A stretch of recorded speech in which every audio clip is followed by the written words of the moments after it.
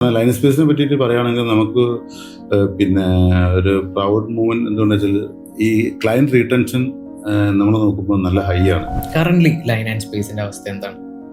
Current line space നല്ല രീതിയിൽ മുന്നോട്ട് പോകുന്നുണ്ട്. നമ്മള് 2025 ടേൺ ഓവർ നോക്കുമ്പോൾ 24 കമ്പയർ ചെയ്ത് അറൗണ്ട് ഒരു 30-40% ഗ്രോത്ത് ഉണ്ടായിരുന്നു.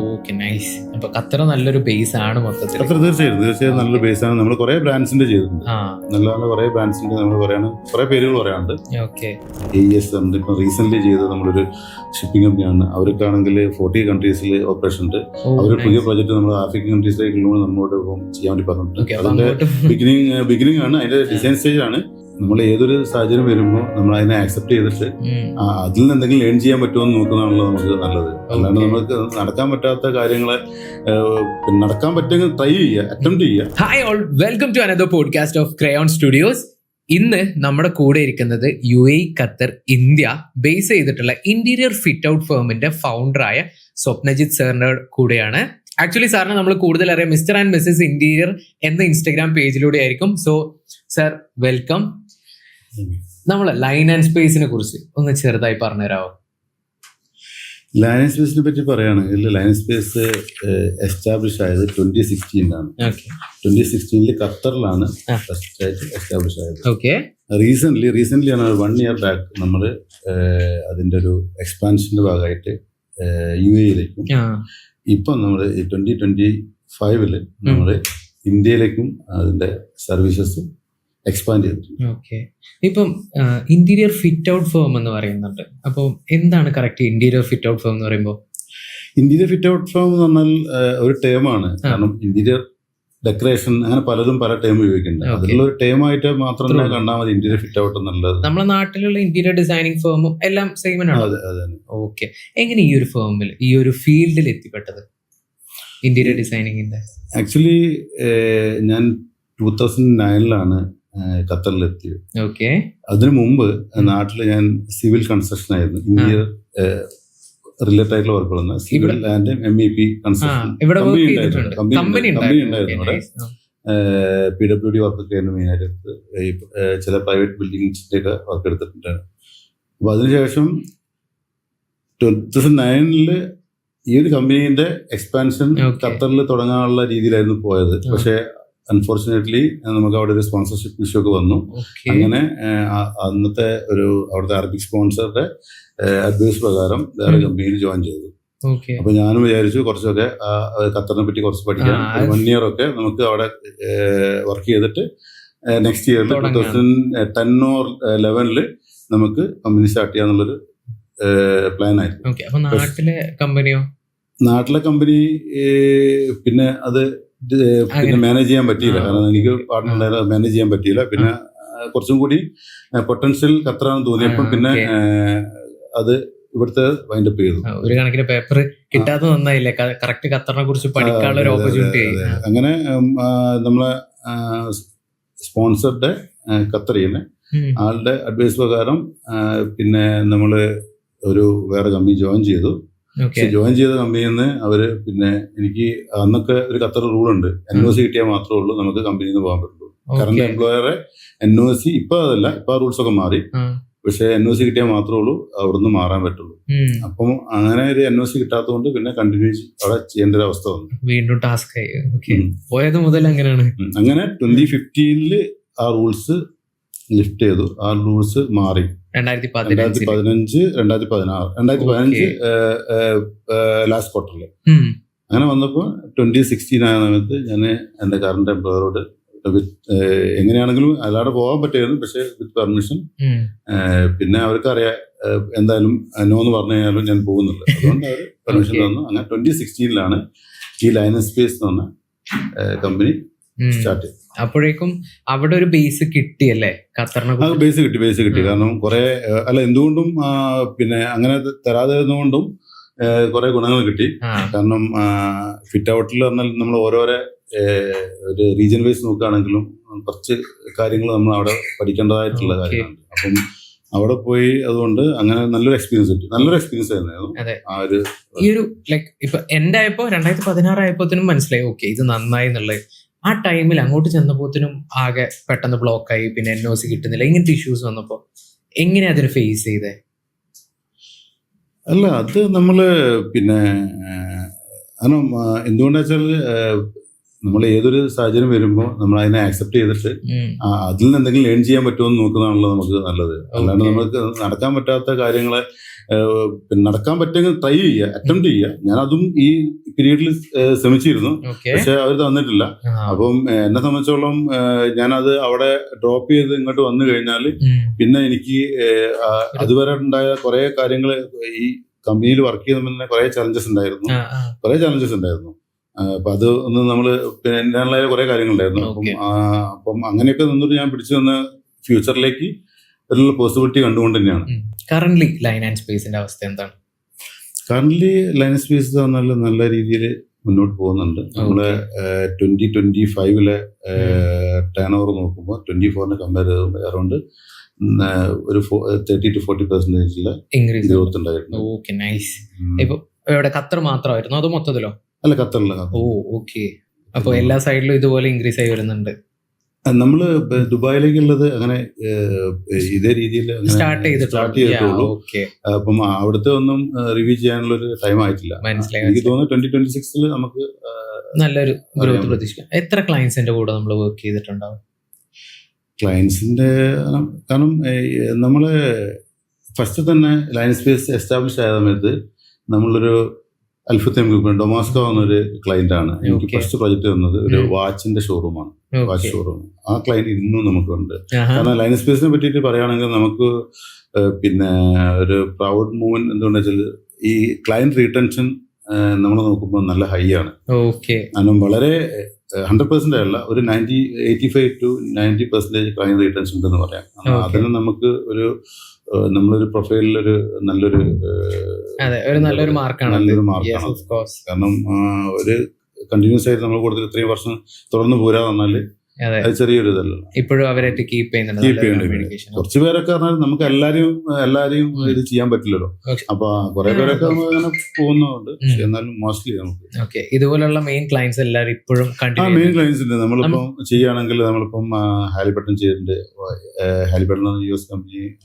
പിന്നെ അതുകൂടാതെ നമ്മള് എന്താ പറയാ AES ഇപ്പം റീസെന്റ് ചെയ്ത് നമ്മളൊരു ഷിപ്പിംഗ് കമ്പനിയാണ്. അവർക്കാണെങ്കിൽ 40 കൺട്രീസിൽ ഓപ്പറേഷൻ ഉണ്ട്. അവര് പുതിയ പ്രോജക്ട് നമ്മൾ ആഫ്രിക്കൻ കൺട്രീസിലേക്കുള്ള നമ്മളോട് ഇപ്പം ചെയ്യാൻ വേണ്ടി പറഞ്ഞിട്ടുണ്ട്. അതിന്റെ ബിഗിനിങ് ആണ്, അതിന്റെ ഡിസൈൻ സ്റ്റേജ് ആണ്. അപ്പൊ അതിന്റെ 2-3 മീറ്റിംഗ് കഴിഞ്ഞു. അങ്ങനെ കുറച്ച് കാര്യങ്ങൾ പറഞ്ഞിട്ടുണ്ട്. അപ്പൊ ഖത്തർ നല്ലൊരു ബേസ് ആണ് മൊത്തത്തിൽ. ഖത്തർ തീർച്ചയായും നല്ലൊരു ബേസ് ആണ്. നമ്മൾ കുറെ ബ്രാൻഡ്സിന്റെ ചെയ്തിട്ടുണ്ട്. നല്ല കുറെ ബ്രാൻഡ്സിന്റെ നമ്മൾ കുറെ പേരുകൾ പറയാനുണ്ട്. ഇപ്പൊ ഖത്തറില് നമ്മൾ ഇതുപോലെ interior fit out firm start ചെയ്തപ്പോ നമുക്ക് ഉണ്ടായിരുന്ന ചാലഞ്ചസ് എന്തൊക്കെയായിരുന്നു? അല്ല, ഖത്തറിലെ ഇന്റീരിയർ ഫിറ്റ് ഔട്ടിൽ ഉള്ള ഒരു ചാലഞ്ചസ് പറഞ്ഞാല് അവിടെ ഉള്ളൊരു ഈ മെറ്റീരിയൽസിന്റെ അവൈലബിലിറ്റി ഒരു ചലഞ്ചാണ് മെയിനായിട്ട്. ദുബായിൽ അത് ഇല്ല. പല കാര്യങ്ങളും നമ്മള് പ്രൊഡക്ട്സും നമ്മള് നോർമൽ അല്ല, ഒരു പ്രീമിയം പ്രൊജക്ട് ചെയ്യുകയാണെങ്കിൽ ഒരു ബേസിക് ലെവലിലും ഒരു മിഡ് റേഞ്ചിലൊന്നും കുഴപ്പമില്ല. ഒരു പ്രീമിയം ചെയ്യാണ്. റീസെന്റ് നമ്മൾ ചെയ്ത പ്രൊജക്ടിന് തന്നെ നമുക്ക് കുറെ ഡിലേ വന്നതുകൊണ്ട് കുറെ പ്രൊഡക്ട്സ് നമ്മൾ ഇമ്പോർട്ട് ചെയ്യേണ്ടി വന്നു. അതിന്റെ ഒരു ഡ്യൂറേഷൻ ഓഫ് ഡെലിവറി ഉണ്ടാവല്ലോ, അതൊക്കെ നമ്മൾ പ്രൊജക്ടിനെ എഫക്ട് ചെയ്യും. കുറച്ച് കമ്പാരിറ്റീവ്ലി ലോങ് ആണ്. പിന്നെ ഖത്തർ മാർക്കറ്റ് ആണ് ചെറിയൊരു സ്പേസ് ഒരു സ്ഥലമാണല്ലോ. അപ്പൊ അതുകൊണ്ടുള്ള കാര്യം കമ്പയർ ടു ദുബായ് നോക്കുമ്പോ നമുക്ക് കുറച്ചും കൂടെ സ്മോൾ ആണ് മൊത്തത്തില് കാര്യങ്ങൾ ചേർന്ന്. അതിനനുസരിച്ച് പ്രൊജക്ട് കുറയും. നല്ല പ്രോജക്ട്സ് ആണ്. അപ്പം പ്രൊജക്ട് ചെയ്യുന്നുണ്ട്. UAE സൈഡിലോട്ടും UAE കുറച്ചും കൂടെ വലുതാണ്, നേരെ ഓപ്പോസിറ്റ്. UAE വലുതാണ്.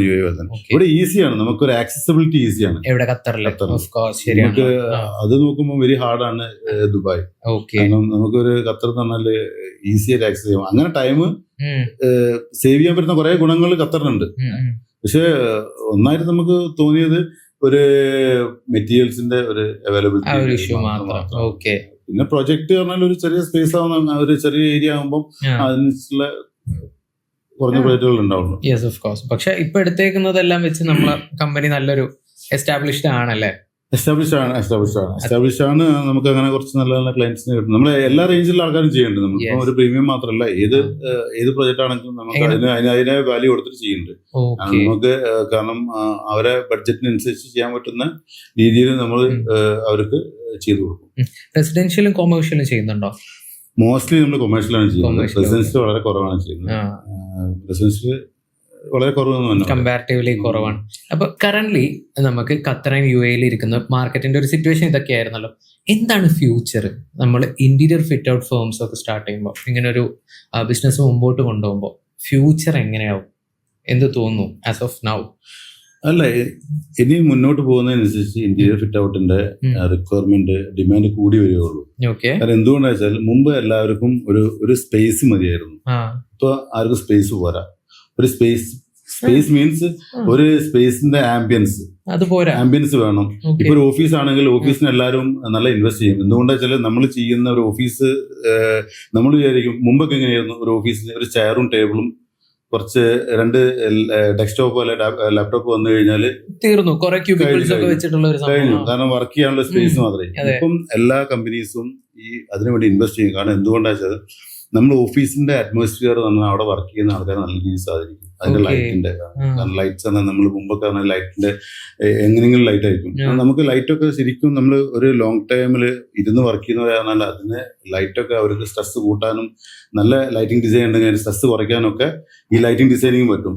പിന്നെ യൂസ് ചെയ്യുന്ന ചെയേഴ്സ്, ഫർണിച്ചേഴ്സ്, പിന്നെ നമ്മൾക്ക് ഇരിക്കുന്ന യൂസ് ചെയ്യുമ്പോൾ എക്കോസ്റ്റിക് ആയിരിക്കണം. അല്ലെങ്കിൽ നമ്മൾ പറയുമ്പോൾ നമുക്ക് ഡിസ്റ്റർബൻസ് വാളും അല്ലെങ്കിൽ സീലിംഗ് അല്ലെങ്കിൽ ഫ്ലോർ ഒക്കെ. ഫോർ എക്സാമ്പിൾ ഇതിപ്പോൾ നിങ്ങൾ ഇവിടെ കാർപ്പറ്റ് എന്തുകൊണ്ട് എക്കോസ്റ്റിക് ആണ്.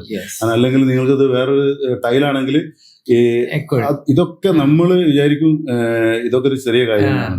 അപ്പൊ നല്ലൊരു ഇന്റീരിയർ ഡിസൈനർക്ക്, ഒരു ആർക്കിടെക്ചറിന്, ഇന്റീരിയർ ഫിറ്റ് ഔട്ട് കമ്പനിക്ക് ഇതൊക്കെ മനസ്സിലാക്കിയിട്ട് അവർക്ക് വേണ്ട ഇത് ചെയ്തു കൊടുത്തു കഴിഞ്ഞാൽ ആ ഒരു പ്രൊഡക്ഷൻ എന്തായാലും അതൊരു ക്യാപിറ്റൽ ഇൻവെസ്റ്റ്മെന്റ് ആയിട്ട് കൂട്ടിയിട്ട് ചെയ്യുകയാണെങ്കിൽ അതിന്റെ റിസൾട്ട്, നല്ലൊരു റിസൾട്ട് ഈ ഒരു ഇതിലൂടെ തന്നെ ഉണ്ടാക്കാൻ പറ്റും. കാരണം ആംബിയൻസ് ഉണ്ടാക്കുന്ന സമയത്ത് അവിടെ വരുന്ന സ്റ്റാഫിന് കൂടുതൽ ഇരിക്കാൻ തോന്നും.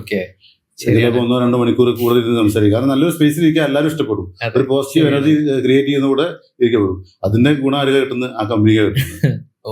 അങ്ങനെ കുറെ കാര്യങ്ങളുണ്ട്. നമ്മൾ അതേമാതിരി നമ്മളെ ഓഫീസിലേക്ക് വരാൻ ആൾക്കാർ ഇഷ്ടപ്പെടും, വിസിറ്റ് ചെയ്യാൻ ഇഷ്ടപ്പെടും, വാക്കിനായിട്ട് വരുമ്പോൾ ഇഷ്ടപ്പെടും. അങ്ങനെ കുറെ കാര്യങ്ങളുണ്ട്.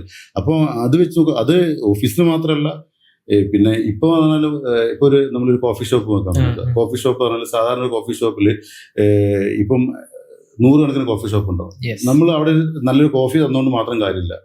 അവിടെ ഒരു സ്പേസും കൂടി ഒരു പോസിറ്റീവ് എനർജി മാത്രമേ ഉള്ളൂ, ആളുകൾ അങ്ങോട്ട് പോകുള്ളൂ. അപ്പൊ അങ്ങനെ നോക്കുകയാണെങ്കിൽ എല്ലാ മേഖലയിലും നമുക്ക് ഇത് ആൾക്കാർ നന്നായി സാധിക്കുന്നുണ്ട്. അതുകൊണ്ട് വരുന്ന മുന്നോട്ട് പോകുന്നതിനനുസരിച്ച് നമ്മൾ അത് ഡിമാൻഡ് ഇനിയും ഉണ്ടാവും. നല്ലൊരു പോസിബിലിറ്റി തന്നെയാണ് അതിന് വരാന്നുള്ളത് ഉറപ്പാണ്. ഇങ്ങനെ പറയുമ്പോ ഇതേ അവസ്ഥ നമ്മുടെ ഇന്ത്യൻ മാർക്കറ്റിൽ എന്ത് തോന്നുന്നു? ഇന്ത്യൻ മാർക്കറ്റും പിന്നെ വികസിച്ചുകൊണ്ടിരിക്കല്ലേ. നമ്മളിപ്പം നോക്കുകയാണെങ്കിൽ എത്രയാണ് അപ്പാർട്ട്മെന്റ്സ് വരുന്നത്.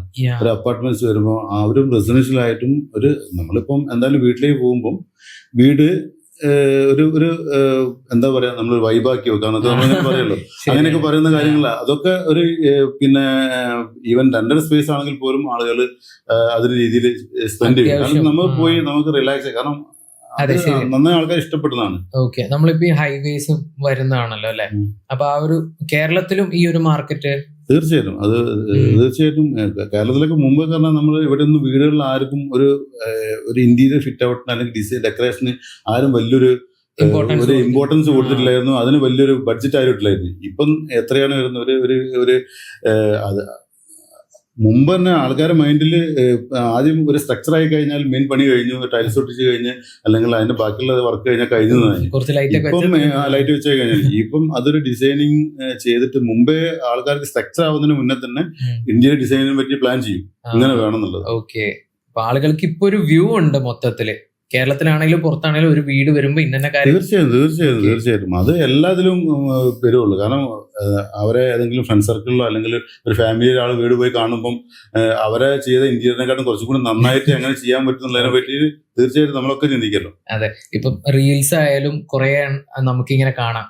റീൽസ് പറഞ്ഞപ്പോഴേ ഇപ്പൊ സ്റ്റാർട്ടിങ്ങിൽ പറഞ്ഞ പോലെ മിസ്റ്റർ ആൻഡ് മിസ്സിസ് ഇന്റീരിയർ എന്ന് പറഞ്ഞ ഒരു പേജും ഉണ്ടല്ലോ അല്ലെ. അതെ. ഇതില് ഒരുപാട് ടിപ്സും കാര്യങ്ങളൊക്കെ പറയുന്നുണ്ട്. ഞാനും കുറെ കണ്ടിട്ടുണ്ട് അതില്.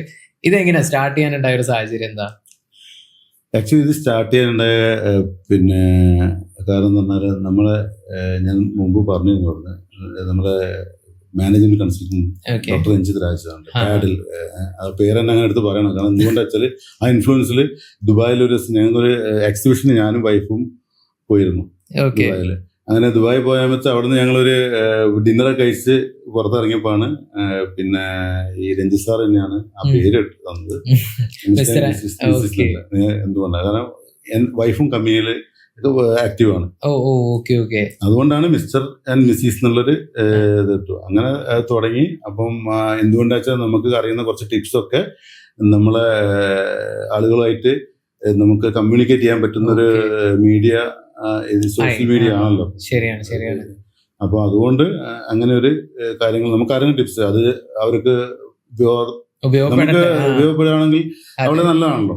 അങ്ങനത്തെ ഒരു ഉദ്ദേശത്തിലാണ്. പക്ഷെ അത് തുടങ്ങിയപ്പം അങ്ങനെ ഡിസ്കഷൻ വന്നു.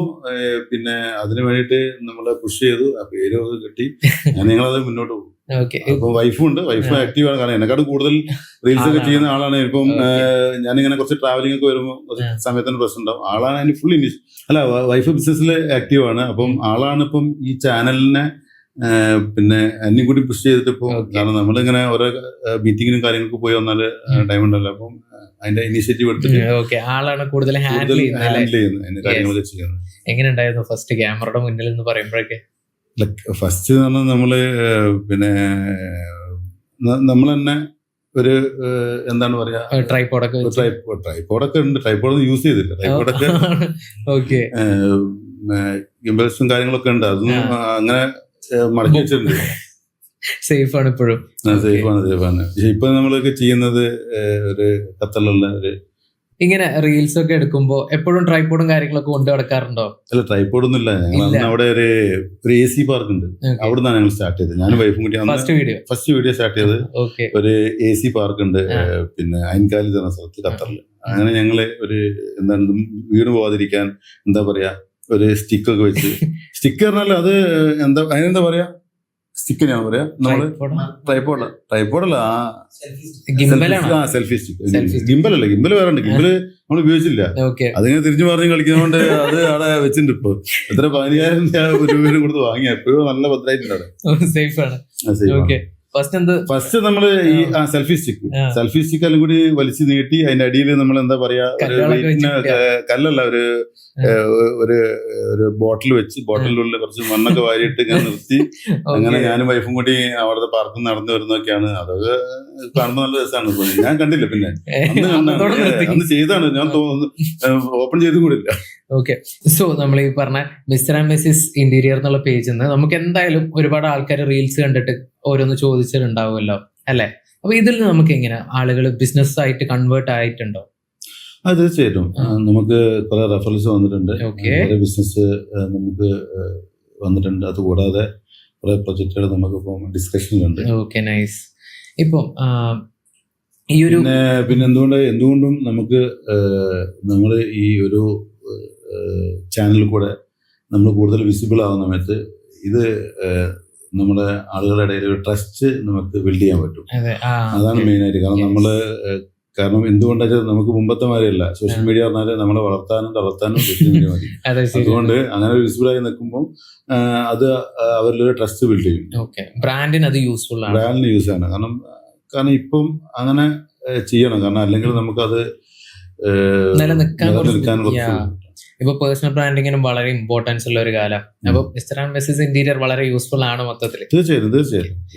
ഈ ഇങ്ങനെ നിൽക്കെ നമ്മുടെ അപ്കമിങ് ഫൗണ്ടേഴ്സ് ഈ ഫീൽഡിലാകാം, ഇന്റീരിയർ ബേസ് ചെയ്ത ഫീൽഡിലാകാം, ഇനി അതല്ലേ മറ്റു ഫീൽഡിലാകാം, UAE ഖത്തർ ബേസ് ചെയ്ത് ബിസിനസ് സ്റ്റാർട്ട് ചെയ്യാൻ നിൽക്കുന്ന ഓൺടർപ്രണേഴ്സ് ഫൗണ്ടേഴ്സിന് വേണ്ടി എന്തെങ്കിലും ഒരു അഡ്വൈസ് ഉണ്ടോ? അല്ല, തീർച്ചയായിട്ടും നമ്മള് പിന്നെ ചെയ്തു പോകുമ്പോൾ ഒരു ലോങ് ടൈം ആയിട്ട് കാര്യങ്ങൾ ചെയ്യണമെങ്കിൽ അത് ട്രാൻസ്പെറന്റ് ആവണം, പിന്നെ ഫ്ലെക്സിബിൾ ആവണം.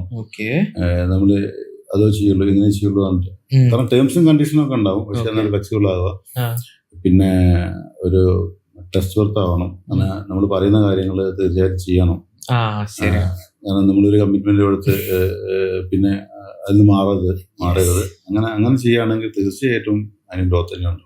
Okay, so thank you sir, ഇത്രയും ഇൻസൈറ്റ്ഫുൾ ആയിട്ട് ഒരുപാട് ഇൻഫോർമേഷൻസ് തന്നതിനും ഇത് ഈ ഒരു ടൈം സ്പെൻഡ് ചെയ്തതിനും ഒരുപാട് നന്ദി.